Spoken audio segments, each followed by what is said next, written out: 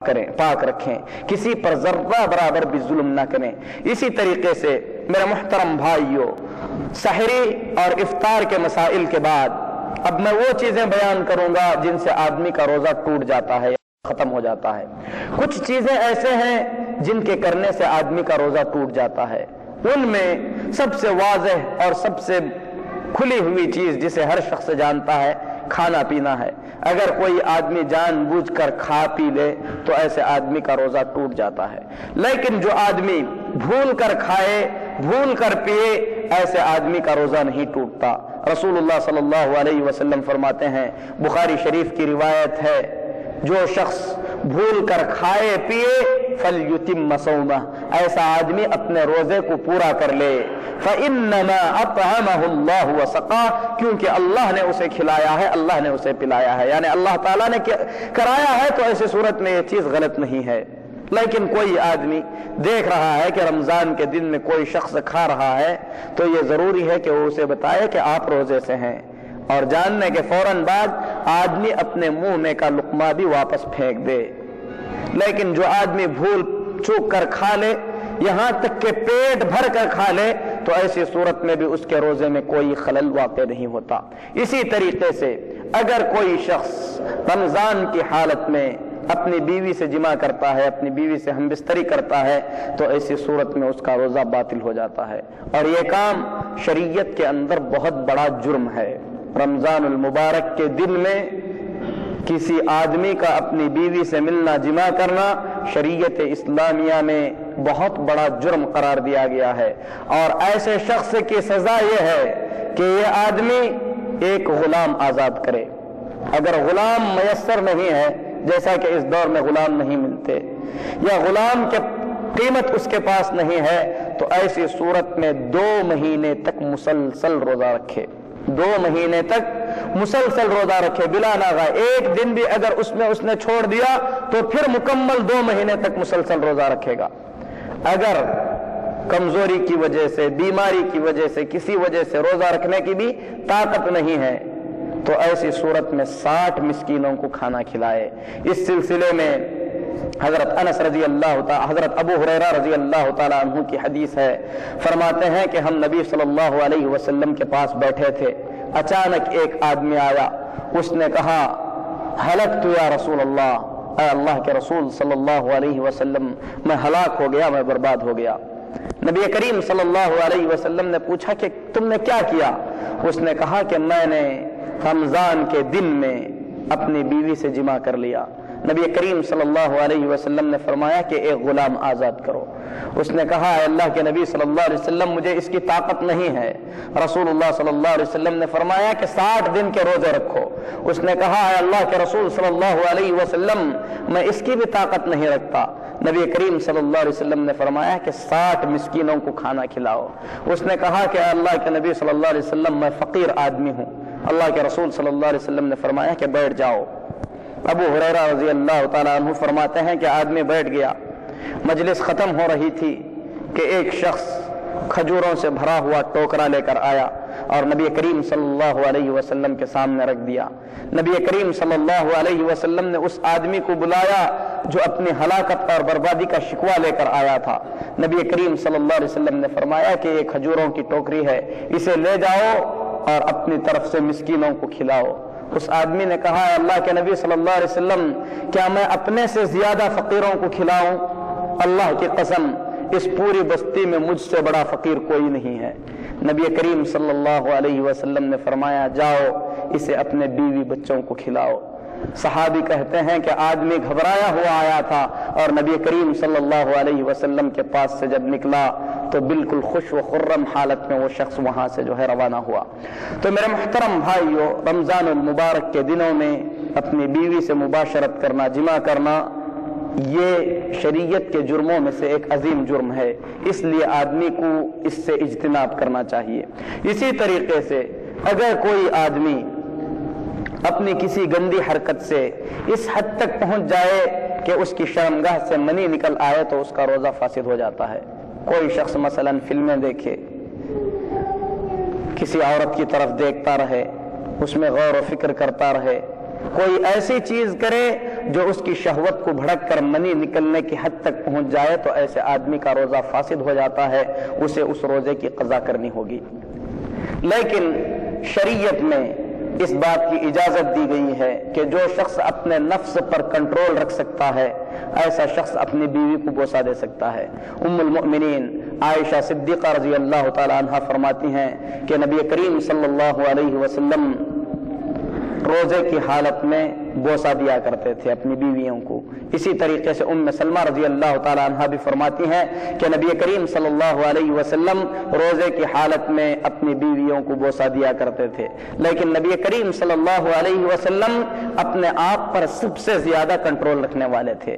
تو یہ حکم ہر شخص کے لیے ایک جیسا نہیں ہے، اسی لیے ایک نوجوان نبی کریم صلی اللہ علیہ وسلم کے پاس آیا اور اس نے کہا کہ اللہ کے نبی صلی اللہ علیہ وسلم کیا روزے کی حالت میں اپنی بیوی کو بوسہ دے سکتا ہوں؟ نبی کریم صلی اللہ علیہ وسلم نے اسے منع فرمایا۔ ایک بوڑھا شخص آیا، اس نے کہا کہ اللہ کے رسول صلی اللہ علیہ وسلم کیا روزے کی حالت میں اپنی بیوی کو بوسہ دے سکتا ہوں؟ نبی کریم صلی اللہ علیہ وسلم نے اسے اجازت دے دی، کیونکہ اس شخص کی شہوت نوجوان کی شہوت کی طرح نہیں ہے۔ اسی طریقے سے بعض روایات میں ہے کہ عمر بن خطاب رضی اللہ تعالیٰ عنہ آئے، کہنے لگے کہ اللہ کے نبی صلی اللہ علیہ وسلم میں تو برباد ہو گیا۔ نبی کریم صلی اللہ علیہ وسلم نے فرمایا کہ تم نے کیا کیا؟ کہا کہ اللہ کے رسول صلی اللہ علیہ وسلم میں نے اپنی بیوی کو بوسہ دے دیا۔ تو نبی کریم صلی اللہ علیہ وسلم نے فرمایا کہ کلی کرنے سے کیا ہوتا ہے؟ یعنی جس طریقے سے کلی کرنے سے روزے پر کوئی اثر نہیں ہوتا، اسی طریقے سے بوسہ دینے پر بھی کوئی اثر نہیں ہوتا۔ لیکن یہ چیز اگر کسی آدمی کو جماع تک یا جماع کے مقدمات تک یا منی کے نزول تک کھینچ لے جائے تو ایسی صورت میں آدمی کو اس سے جو ہے احتراز کرنا چاہیے، بچنا چاہیے۔ لیکن اگر کوئی آدمی سویا ہوا ہے، حالت نیند میں اس نے کچھ دیکھ لیا جس کی وجہ سے منی خارج ہو گئی، تو ایسی صورت میں اس کا روزہ نہیں ٹوٹے گا، اس کے روزے پر کوئی اثر نہیں آئے گا، وہ شخص غسل کر لے اور اپنے روزے کو مکمل کر لے۔ اسی طریقے سے میرے محترم بھائیو، نبی کریم صلی اللہ علیہ وسلم رمضان المبارک کی راتوں میں اپنی بیویوں سے جماع کرتے تھے، اور آپ صلی اللہ علیہ وسلم صبح طلوع ہونے کے بعد غسل فرمایا کرتے تھے۔ تو اگر کوئی شخص اپنی بیوی سے جماع کیا ہے، سحری کا وقت گزر جانے کے بعد اگر وہ غسل کر رہا ہے تو ایسی صورت میں اس پر کوئی حرج نہیں ہے، اس کا روزہ بالکل درست اور بالکل صحیح ہے۔ اسی طریقے سے کھانے پینے سے روزہ ٹوٹ جاتا ہے۔ کھانے پینے کے ساتھ کھانے پینے کی مشابہ جو چیزیں ہیں، مثلا کوئی آدمی سلائن لگائے، کوئی آدمی کوئی ایسا انجیکشن لے جو بھوک کو مار دیتا ہے یا غذا کا کام کرتا ہے، تو ایسی صورت میں اس کا روزہ فاسد ہو جاتا ہے۔ اسی طریقے سے کوئی آدمی خون لیتا ہے، اس کو خون چڑھایا جاتا ہے، تو ایسی صورت میں اس کا روزہ فاسد ہو جاتا ہے، کیونکہ یہ سب کی سب چیزیں غذا کے مترادف اور غذا جیسی چیزیں ہیں۔ اسی طریقے سے اگر کوئی آدمی اپنے خود کے ارادے سے جان بوجھ کر قے کرتا ہے تو ایسی صورت میں اس کا روزہ فاسد ہو جاتا ہے۔ اس سلسلے میں ابن ماجہ اور ترمذی کی روایت ہے، رسول اللہ صلی اللہ علیہ وسلم فرماتے ہیں من ذرأہ القی فلا قضاء علیہ، جسے زبردستی قے آ جائے تو اس پر کوئی قضا نہیں ہے، یعنی اس کا روزہ درست ہے، وہ اپنے روزے کو مکمل کر لے، اسے قضا کرنے کی ضرورت نہیں۔ ومن استقاء فعلیہ القضاء، لیکن جو آدمی اپنی طرف سے قے کرے، انگلی ڈال کر یا کوئی بدبو سونگ کر کسی بھی طریقے سے، تو ایسی صورت میں اس پر قضا لازم ہو جاتی ہے، اس کا روزہ فاسد ہو جاتا ہے۔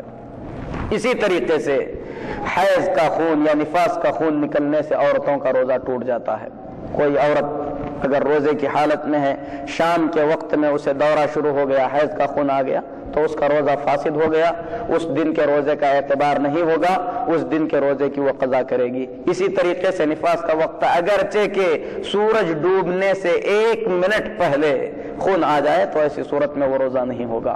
حالت حیض اور حالت نفاس میں عورتوں پر روزہ رکھنا ناجائز اور حرام ہے۔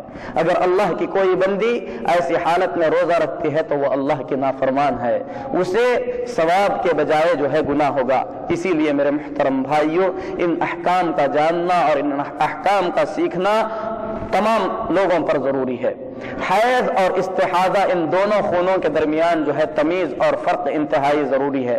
حیض کا خون کالا اور بدبودار ہوتا ہے، لیکن کچھ عورتوں کو حیض کے علاوہ حیض کے بعد خون استمرار کے ساتھ اس کے بعد بھی کچھ دنوں تک آتا ہے جو حیض کا خون نہیں ہوتا، ایسی صورت میں عورت پر نماز ضروری ہے، روزہ ضروری ہے، شریعت کی تمام چیزیں ایسی عورت پر جو ہے لازم ہو جاتی ہیں۔ لیکن حیض کے دوران میں، نفاس کے دوران میں عورت روزہ نہ رکھے۔ اسی طریقے سے دوران حیض اور دوران نفاس آدمی کو اپنی عورت سے جو ہے دور رہنا چاہیے۔ اگر کوئی شخص روزے کے افطاری کی نیت کر لیتا ہے، روزے کے درمیان میں دن کے وقت میں کھایا پیا نہیں ہے لیکن دل سے ارادہ کر لے کہ میں نے روزہ توڑ دیا، تو ایسے آدمی کا روزہ فاسد ہو جاتا ہے، اسے اس دن کے بدلے میں جو ہے روزہ رکھنا ہوگا۔ اسی طریقے سے اگر کوئی شخص دین اسلام سے پھر جاتا ہے یا کوئی ایسا کام کرتا ہے جو دین اسلام سے اسے مرتد کر دیتا ہے، تو ایسے آدمی کا روزہ فاسد ہو جاتا ہے، کیونکہ اللہ تعالیٰ فرماتا ہے لئن اشرکت لیحبطن عملک، اگر آپ شرک کریں گے تو آپ کے اعمال برباد کر دیے جائیں گے۔ لیکن ان چیزوں میں سے کوئی چیز اگر آدمی جہالت کی وجہ سے کر لیا، جانتا نہیں تھا، تو ایسی صورت میں اس پر گرفت نہیں ہے۔ بھول کر لیا تو ایسی صورت میں اس پر گرفت نہیں ہے۔ اگر کسی نے اس کام کے کرنے پر اسے زبردستی کیا اور ایسی صورت میں اس کے جان کا خطرہ ہے اور اس سے مجبور ہو کر اس نے کر لیا، تو ایسی صورت میں اس پر جو ہے کوئی گرفت نہیں ہے۔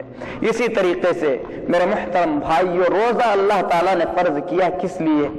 قرآن پاک میں اللہ تبارک و تعالیٰ فرماتا ہے یا ایھا الذین آمنوا کتب علیکم الصیام کما کتب علی الذین من قبلکم لعلکم تتقون، اے ایمان والو تم پر روزے فرض کیے گئے ہیں جس طریقے سے تم سے پہلی امتوں پر بھی فرض کیے گئے تھے۔ کیوں فرض کیے گئے ہیں؟ اللہ تعالیٰ نے فرمایا لعلکم تتقون، تاکہ تم لوگ متقی اور پرہیزگار بن جاؤ، تم میں تقوی اور پرہیزگاری آ جائے۔ تو اللہ تبارک و تعالیٰ نے روزے بندوں کو بھوکا پیاسا رکھنے کے لیے فرض نہیں کیا ہے، بلکہ روزے کا اصل مقصد تقوی اور پرہیزگاری ہے۔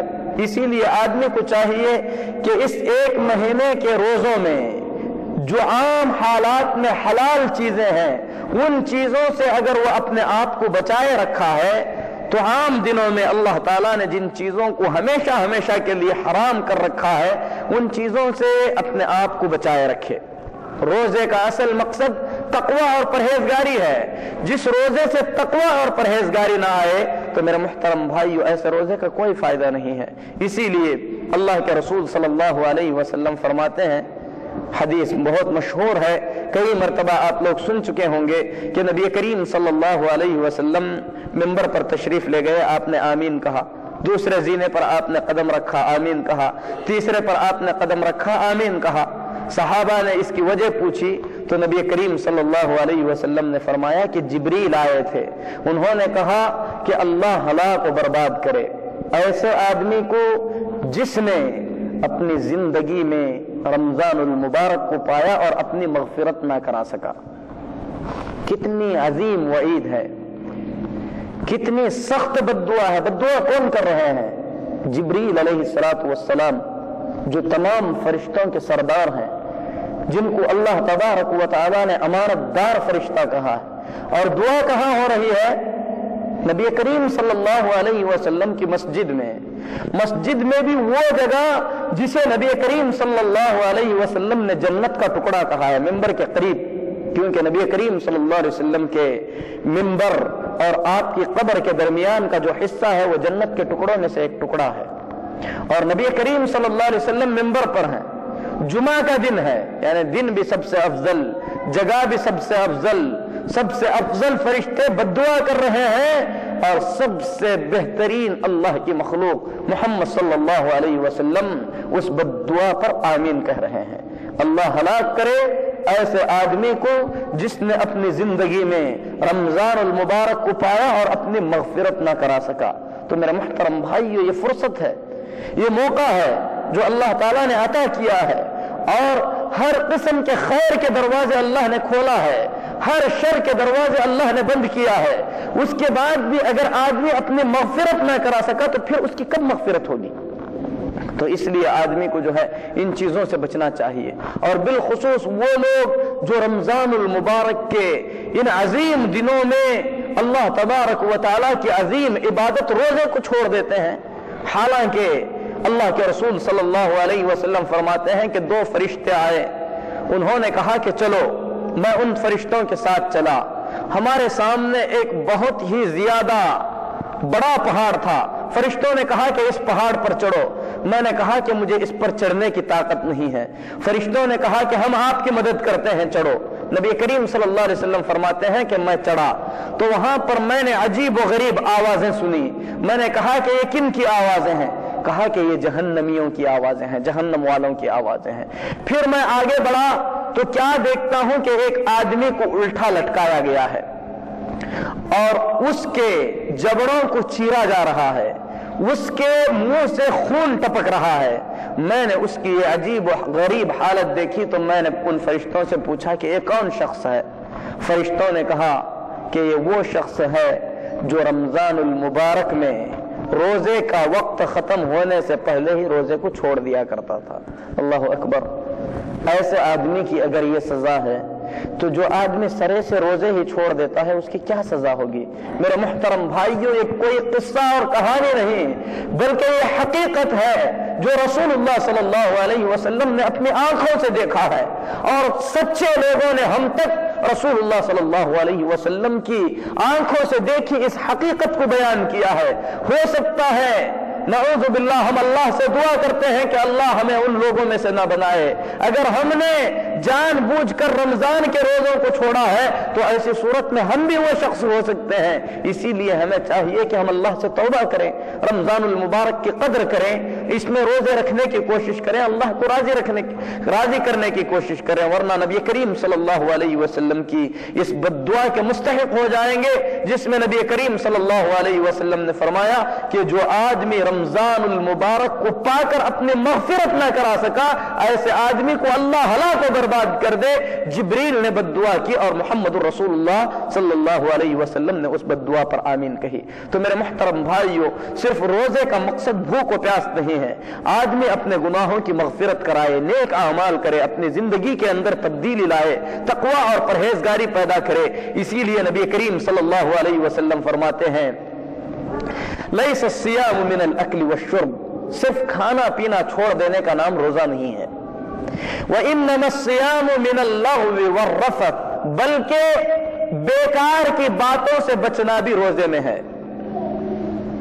بیکار کی باتوں سے بچنا، اگر بیکار کی باتیں جو کہ جھوٹی بھی نہیں ہیں، کسی کی غیبت بھی نہیں ہے، کسی کی چغلی بھی نہیں ہے، صرف ہنسی مذاق، ٹائم پاس، اگر اس سے بچنے کو بھی روزہ قرار دیا گیا ہے، غیبت کا کیا انجام ہوگا؟ چغل خوری کا کیا انجام ہوگا؟ گالی گلوچ کا کیا انجام ہوگا؟ نعوذ باللہ گانے گانے کا کیا انجام ہوگا؟ اللہ تبارک و تعالیٰ کے دین کے ساتھ مذاق اڑانے کا کیا انجام ہوگا؟ بیکار کی باتیں اگر اس سے بھی بچنے کا نام روزہ ہے تو میرے محترم بھائیوں، اس سے سمجھا جا سکتا ہے کہ روزے کا اصل مفہوم اور روزے کا اصل معنی کیا ہے۔ اسی لیے نبی کریم صلی اللہ علیہ وسلم فرماتے ہیں فَإِن صَابَّكَ أَحَدٌ، اگر روزے کی حالت میں تم کو کوئی گالی دے تو اس کے بدلے میں گالی مت دو، اس سے لڑو مت، کہو اِنِّ امْرُؤٌ صَائِمٌ اِنِّ امْرُؤٌ صَائِمٌ، کہ میں ایک روزہ دار ہوں، مجھے ایسا کام لائق نہیں ہے، میں ایسا کام نہیں کر سکتا۔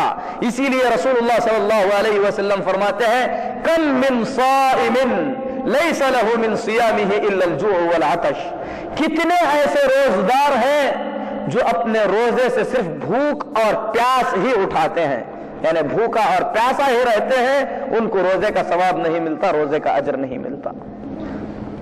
جھوٹ بھی بول رہے ہیں، گالی بھی دے رہے ہیں، غیبت بھی کر رہے ہیں، فرض نمازیں بھی چھوڑ رہے ہیں، اللہ کی نافرمانی بھی کر رہے ہیں، سودی کاروبار بھی کر رہے ہیں، پھر روزے کا کیا فائدہ ہے؟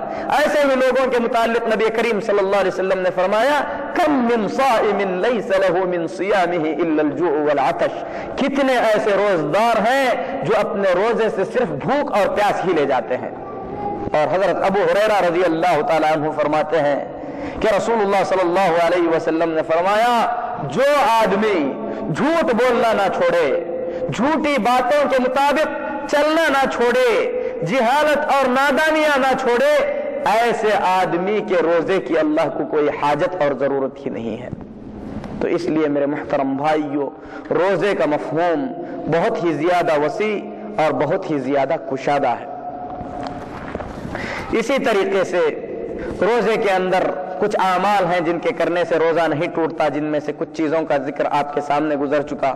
اسی طریقے سے گرمی یا سردی کی گرمی یا پیاس کی شدت سے اگر کوئی آدمی غسل کرنا چاہتا ہے، سر پر ٹھنڈا کپڑا رکھنا چاہتا ہے، کلی کرنا چاہتا ہے، تو ایسی صورت میں اسے اس کی اجازت ہے، اس سے روزے پر کوئی اثر نہیں ہوتا۔ اس سلسلے میں حضرت ابو بکرہ رضی اللہ تعالیٰ عنہ فرماتے ہیں کہ میں نے کچھ صحابہ سے سنا کہ انہوں نے اللہ کے رسول صلی اللہ علیہ وسلم کو روزے کی حالت میں پیاس کی وجہ سے اپنے سر پر پانی ڈالتے ہوئے دیکھا۔ اسی طریقے سے حضرت عبداللہ بن عمر رضی اللہ تعالیٰ عنہ روزے میں پیاس کی وجہ سے کپڑا ٹھنڈا کر کے اپنے سر پر جو ہے ڈالا کرتے تھے۔ روزدار آدمی کلی کر سکتا ہے، ناک میں پانی چڑھا سکتا ہے۔ اسی طریقے سے امام بخاری رحمۃ اللہ علیہ فرماتے ہیں حضرت عبداللہ بن عباس رضی اللہ تعالی عنہ جو نبی کریم صلی اللہ علیہ وسلم کے چچا کے لڑکے اور امت کا علمی سمندر ہیں، انہوں نے کہا کہ روزدار ہانڈی سے کوئی چیز چکھ سکتا ہے، لیکن شرط یہ ہے کہ اس کے حلق تک نہ جائے۔ اگر ضرورت ہو تو ایسی صورت میں عورت کھانا بنا رہی ہے، نمک ڈالی یا نہیں بھول گئی، اب یقین کرنے کا کوئی طریقہ نہیں ہے، زبان پر رکھ سکتی ہے، لیکن حلق تک پہنچانا یا نگلنا درست نہیں ہے۔ اسی طریقے سے کوئی آدمی کوئی چیز خرید رہا ہے، کھٹا ہے یا میٹھا ہے نہیں جانتا ہے، زبان پر رکھ کر اس کو چکھ سکتا ہے، اس سے جو ہے روزے پر کوئی اثر نہیں ہوگا۔ آدمی خوشبو لگا سکتا ہے، خوشبو سونگھ سکتا ہے، لیکن بخور سونگھنے سے منع کیا گیا ہے۔ آدمی دانت صاف کر سکتا ہے، خون دے سکتا ہے، خون چیک کرنے کے لیے خون نکال سکتا ہے، اسی طریقے سے سرما لگا سکتا ہے، بال کٹا سکتا ہے، ناخن کاٹ سکتا ہے، اس سے روزے پر جو ہے کوئی اثر نہیں ہوگا۔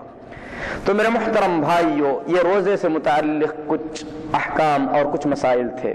اس کے علاوہ رمضان المبارک میں کی جانے والی عبادتوں میں سے ایک عظیم عبادت عمرہ ہے۔ آدمی کو اس کی خواہش کرنا چاہیے، اس کے لیے کوشش بھی کرنا چاہیے، کیونکہ رمضان المبارک میں عمرہ کرنا حج کرنے کے برابر ہے، بلکہ رسول اللہ صلی اللہ علیہ وسلم کے ساتھ حج کرنے کے برابر ہے۔ اللہ کے رسول صلی اللہ علیہ وسلم فرماتے ہیں کہ رمضان میں عمرہ کرنا میرے ساتھ حج کرنے کے برابر ہے۔ اسی طریقے سے تراویح ہے، اس کی فضیلت میں حدیث گزر چکی کہ نبی کریم صلی اللہ علیہ وسلم نے فرمایا من قام رمضان ایمانا واحتسابا غفر له ما تقدم من ذنبه، جو آدمی رمضان کی راتوں میں ایمان اور ثواب کی نیت کے ساتھ کھڑا اللہ کی عبادت کرے، ایسے آدمی کے پچھلے گناہ بخش دیے جائیں گے۔ اسی طریقے سے رمضان المبارک کو شہر القرآن بھی کہا جاتا ہے، کیونکہ اس مبارک مہینے میں قرآن مجید نازل ہوا ہے، اور جبرائیل علیہ السلام نبی کریم صلی اللہ علیہ وسلم کے پاس آتے تھے، اور اللہ کے نبی صلی اللہ علیہ وسلم جبرائیل علیہ السلام کو قرآن سناتے تھے۔ آپ صلی اللہ علیہ وسلم جبرائیل علیہ السلام کو ہر سال ایک مرتبہ قرآن سناتے تھے۔ جس سال آپ کا انتقال ہوا اس سال نبی صلی اللہ علیہ وسلم نے جبرائیل علیہ السلام کو 2 مرتبہ قرآن مجید سنایا ہے۔ تو آدمی کو اس مہینے میں کثرت سے قرآن مجید کی تلاوت کرنا چاہیے، کیونکہ اس مہینے میں قرآن مجید کی تلاوت کرنے سے آدمی کو اجر زیادہ ملتا ہے۔ اسی طریقے سے اس مہینے کی عظیم عبادتوں میں سے ایک عبادت اعتکاف ہے، جسے ہمارے ملکوں میں تقریباً بہت کم لوگ جانتے ہیں۔ اعتکاف ایک عظیم عبادت ہے جس کا ذکر اللہ تعالیٰ نے قرآن مجید میں بھی فرمایا ہے۔ اعتکاف کا مطلب ہے اللہ کی عبادت کے خاطر آدمی دنیا کی ساری چیزوں کو چھوڑ کر اپنے آپ کو مسجد میں بند کر لے، اس کو اعتکاف کہتے ہیں۔ یہ نبی صلی اللہ علیہ وسلم کی سنت مؤکدہ ہے۔ آپ صلی اللہ علیہ وسلم ہر سال اعتکاف کیا کرتے تھے۔ اعتکاف کے لیے زیادہ بہتر اور سنت طریقہ یہ ہے کہ رمضان المبارک کی 20ویں تاریخ کو، یعنی 20واں روزہ جب ختم ہو جائے تو اس کی رات کو ہی آدمی مسجد میں داخل ہو جائے۔ اعتکاف کرنے والے کے لیے بغیر ضرورت کے مسجد سے نکلنا جائز نہیں ہے، بغیر ضرورت کے مسجد سے نکلنا جائز نہیں ہے۔ مسجد میں مسجد کا حوش، مسجد کا اطراف و اکناف، لیکن مسجد کا جو ورانڈا ہے وہ اس میں جو ہے شامل نہیں ہوگا، مسجد کا احاطہ ہے وہ اس میں شامل ہوتا ہے۔ اور ضرورت سے مراد پیشاب، قضاء و حاجت، اگر غسل کی ضرورت پڑے یا نظافت کے لیے بھی وہ غسل کرنا چاہے، وضو کرنا چاہے، تو ان حاجتوں کے لیے آدمی باہر نکل سکتا ہے۔ اگر کوئی شخص اس کے لیے کھانا پہنچانے والا ہے تو ایسی صورت میں یہ زیادہ بہتر ہے، لیکن کوئی کھانا نہیں پہنچانے والا ہے اور قریب میں کھانے کے لیے وہ جانا چاہتا ہے تو جا کر جو ہے واپس آ جائے۔ ان چیزوں کے علاوہ کسی اور چیز کے لیے آدمی کا اعتکاف کی حالت میں مسجد سے باہر جانا درست نہیں ہے۔ اگر کوئی آدمی اعتکاف کی حالت میں بغیر ضرورت کے مسجد سے باہر نکلتا ہے تو ایسی صورت میں اس کا اعتکاف باطل ہو جاتا ہے، اس کا اعتکاف ٹوٹ جاتا ہے۔ یہ نبی صلی اللہ علیہ وسلم کی سنت ہے، آدمی کو چاہیے کہ اس پر جو ہے عمل کرنے کی کوشش کرے۔ اگر زندگی میں اللہ تعالیٰ نے موقع دیا ہے تو ضرور جو ہے اس عظیم عبادت کو انجام دے۔ بیٹھے اللہ تعالیٰ کا کثرت سے ذکر کرے، قرآن مجید کی تلاوت کرے، کثرت سے نمازیں پڑھے، اللہ تعالیٰ کا ذکر و اذکار کرے، اپنے آپ کو عبادت کے لیے فارغ کرے۔ اعتکاف جو مکمل ہے وہ جو ہے 10 دنوں کا ہے، اور نبی صلی اللہ علیہ وسلم آخری عشرے میں لیلۃ القدر کو تلاش کرنے کے لیے اپنے آپ کو مسجد میں اپنے آپ کو مسجد میں محصور کر لیتے تھے۔ آپ مسجد سے بغیر ضرورت کے باہر نہیں نکلتے تھے۔ حالت اعتکاف میں اگر کوئی آدمی اس سے ملنے کے لیے آئے تو اس سے بات چیت کر سکتا ہے، لیکن دنیاوی باتوں کے اندر اپنے آپ کو مشغول نہ رکھے، مختصر طور پر بات کر کے اسے رخصت کر دے۔ حالت اعتکاف میں خرید و فروخت، دوسری ساری چیزوں سے آدمی کو پرہیز کرنا چاہیے، یہاں تک کہ اگر کسی کا انتقال ہو جائے تو وہ تدفین کے لیے بھی نہیں جا سکتا، کوئی بیمار ہے تو اس کی عیادت کے لیے بھی نہیں جا سکتا۔ مسجد میں اپنے آپ کو آدمی محصور رکھے، اسی کا نام جو ہے اعتکاف ہے۔ عید کا چاند نظر آنے کے بعد وہ آدمی اعتکاف سے، اپنے معتکف سے یعنی اعتکاف کی جگہ سے جو ہے نکل سکتا ہے، تو یہ مکمل اعتکاف ہے۔ لیکن اگر آدمی 10 دن نہیں کر سکتا، 2 دن، 3 دن یا 1 دن اور 1 رات کرنا چاہتا ہے تو اس کی بھی اجازت ہے۔ سب سے کم اعتکاف 1 دن یا 1 رات کا ہے، تو یہ نبی صلی اللہ علیہ وسلم کی سنت ہے۔ آدمی کو موقع ملے تو اس کی کوشش کرنا چاہیے۔ میرے محترم بھائیو، رمضان المبارک کی سب سے عظیم چیزوں میں سے ایک عظیم چیز لیلۃ القدر ہے۔ آدمی اپنی زندگی میں اس عظیم رات کو جانے نہ دے، کوشش کرے کہ اس رات کو پائے، اور اس رات کو پانے کے لیے جو سب سے بہترین طریقہ ہے وہ نبی کریم صلی اللہ علیہ وسلم کا طریقہ ہے۔ نبی صلی اللہ علیہ وسلم نے فرمایا کہ یہ رات رمضان المبارک کے آخری 10 دنوں میں ہے، اور آخری 10 دنوں میں سے بھی اس رات کا طاق راتوں میں ہونا زیادہ یقینی ہے، اور اسی لیے نبی کریم صلی اللہ علیہ وسلم پورا آخری عشرہ یعنی آخری 10 دن نبی صلی اللہ علیہ وسلم کثرت سے، محنت سے عبادت کیا کرتے تھے، اور آپ نے اسی کا حکم بھی دیا ہے۔ آدمی کو چاہیے کہ آخری ان 10 راتوں کو غنیمت سمجھے، اس میں سے اس رات کو تلاشنے کی کوشش کرے، اللہ تبارک و تعالیٰ سے دنیا اور آخرت کی بھلائی کی دعا مانگے، کیونکہ نبی صلی اللہ علیہ وسلم فرماتے ہیں کہ اس رات میں ایک ایسا وقت بھی ہے کہ آدمی اس وقت میں جو بھی دعا اللہ سے مانگے گا اللہ تبارک و تعالیٰ ضرور اسے عطا کرے گا۔ تو آدمی کو چاہیے کہ اس رات کو پانے اور اس میں کثرت سے عبادت کرنے کی کوشش کرے، اور حدیث گزر چکی کہ نبی کریم صلی اللہ علیہ وسلم نے فرمایا من قام لیلۃ القدر ایمان واحتسابا غفر له ما تقدم من ذنبه، جو آدمی لیلۃ القدر میں ایمان اور ثواب کی نیت کے ساتھ اللہ کی عبادت کرے اس کے پچھلے گناہ بخش دیے جاتے ہیں۔ اللہ تعالیٰ نے روزوں کو فرض کیا ہے، لیکن اسی آیت میں اللہ تبارک و تعالیٰ نے کچھ لوگوں کو روزہ چھوڑنے کی اجازت دے دی ہے۔ اس میں سے بیمار آدمی ہے، مسافر آدمی ہے، حالت حیض اور نفاس میں تو روزہ رکھنا حرام ہے، لیکن یہ سارے لوگ اپنے روزے کی قضا کریں گے۔ جو آدمی سفر میں ہے، سفر ختم ہونے کے بعد جتنے دن کا روزہ چھوڑا ہے اتنے دن کے روزے رکھے گا۔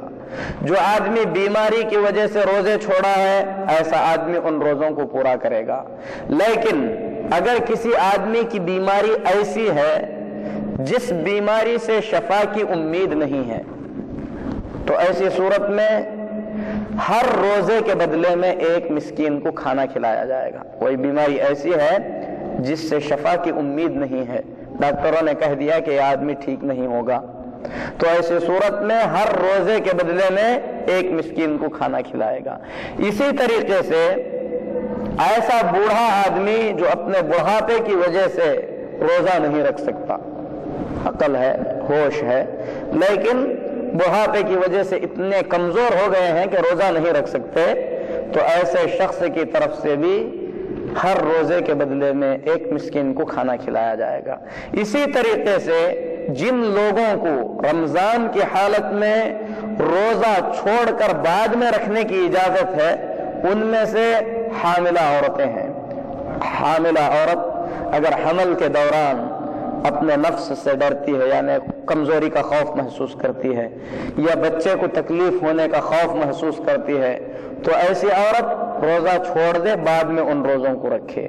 اسی طریقے سے دودھ پلانے والی عورت اگر اسے خوف ہے کہ روزہ رکھنے سے بچے کو دودھ نہیں پلا پائے گی یا بچے کو دودھ کم ہو جائے گا، تو ایسی عورت بھی روزہ چھوڑ سکتی ہے، بعد میں وہ اپنے روزوں کو پورا کر سکتی ہے۔ میں اللہ سے دعا کرتا ہوں کہ اللہ تبارک و تعالی اپنے فضل و کرم اور اپنی مہربانی سے اس آنے والے رمضان میں ہمیں زندہ رکھے اور اس میں کثرت سے اللہ کی عبادت کرنے کی توفیق عطا فرمائے۔ اللہ تعالی ہمارے دلوں میں اخلاص پیدا فرمائے، ہماری زندگیوں میں اللہ تعالی برکت دے۔ اللہ تعالی ہم جو کچھ عبادتیں کریں ان عبادتوں کو قبول فرمائے۔ اقول قولی ھذا واستغفر اللہ لی ولکم ولسائر المسلمین فاستغفروہ انہ هو الغفور الرحیم۔